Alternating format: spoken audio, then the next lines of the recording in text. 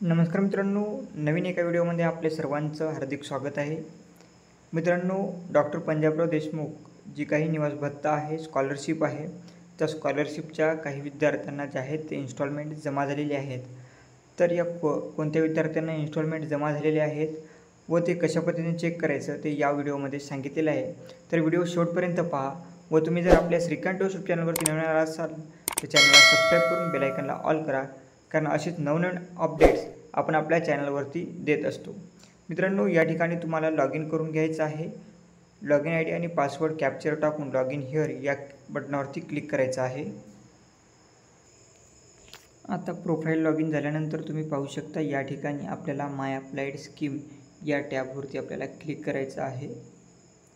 यावरती क्लिक केल्यानंतर अशा प्रकारचा काही इंटरफेस येईल, तुम्हाला स्क्रॉल करायचं आहे. आता या ठिकाणी तुम्ही पाहू शकता 4 ऑप्शन आहेत. यापैकी अप्रूव्ड ॲप्लिकेशन्सवरती आपल्याला सर्वात पहिले क्लिक करायचं आहे. यामध्ये अप्रूव्ड फॉर्ममध्ये आपला फॉर्म आहे का ते चेक करून घ्यायचं आहे. आता या ठिकाणी तुम्ही पाहू शकता टेन्सिटिव्ह बेनिफिट्समध्ये आता आपण पंजाबराव देशमुखचं बघत आहे. तर टेन्सिटिव्ह बेनिफिट जे आहे ते 34,200 रुपये जे आहे ते बेनिफिट दाखवत आहे. आता हे किती महिन्याचं बेनिफिट आहे तुम्ही पाहू शकता. फक्त 9 महिन्याचं बेनिफिट जे आहे ते प्रत्येक विद्यार्थ्याला वेगवेगळे जी काही तुम्ही बॉन्ड केला त्या पद्धतीने तुम्हाला जी काही स्कॉलरशिप आहे, जो काही भत्ता आहे तो मिळतो. तर या ठिकाणी एक फंड डिस्ट्रीब्यूट अशा प्रकारचं ऑप्शन आहे, यावरती क्लिक करायचं आहे. त्यानंतर तुम्ही पाहू शकता या ठिकाणी तुम्हाला सांगितलं गेलेलं आहे की डॉक्टर पंजाबराव देशमुख वसतिगृह निवास भत्तेची जी काही स्कॉलरशिप आहे हा ॲप्लिकेशन नंबर आहे. आता हा फंड डिस्ट्रीब्यूटमध्ये आला म्हणजे याचं जे काही फंड आहे ते डिस्ट्रीब्यूट झालेलं आहे. याची जी काही इन्स्टॉलमेंट आहेत ते जमा झालेले आहेत.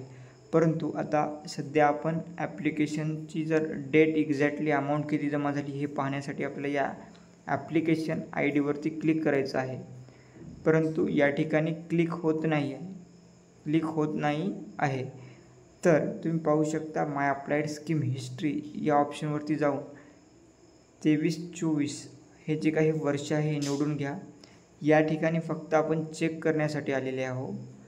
तर या ठिकाणी जसे की क्लिक केल्यानंतर या ठिकाणी तुमची जी काही ट्रान्झॅक्शन डिटेल्स वगैरे आलेली आहे, त्याचबरोबर कोण्या तारखेला जमा झालेली आहे ते या ठिकाणी दाखवलेलं आहे इन्स्टॉलमेंट. परंतु हे 23-24ची झाली, परंतु जी काही 24-25ची रनिंग जी काही स्कॉलरशिप आहे ते या ठिकाणी जमा झालेली आहे. परंतु कोणत्या डेटला जमा झाली हे दाखवत नाही आहे. राजर्षीचं सुद्धा पण दाखवत नाही, म्हणजे दोन्ही स्कॉलरशिपमध्ये दाखवत नाही. म्हणजे हे जी टॅबचं जे ऑप्शन आहे हे ऑप्शन चालत नाही आहे. परंतु फंड डिस्ट्रीब्यूटमध्ये आल्यामुळे तुमची जी काही स्कॉलरशिप आहे, ज्या विद्यार्थ्यांची फंड डिस्ट्रीब्यूटमध्ये आलेले आहेत दोन्ही स्कॉलरशिप, त्या विद्यार्थ्यांची स्कॉलरशिप जी आहे ते अकाउंटमध्ये DBT खात्यामध्ये जमा झालेली आहे. जर DBT लिंक नसेल तर तुमचे पैसे जे आहेत ते फंड डिस्ट्रीब्यूटमध्ये येऊन तुमचे पैसे तुम्हाला जेव्हा तुमची DBT लिंक होईल त्यावेळेस एकत्रित सर्व पैसे जमा होत असतात.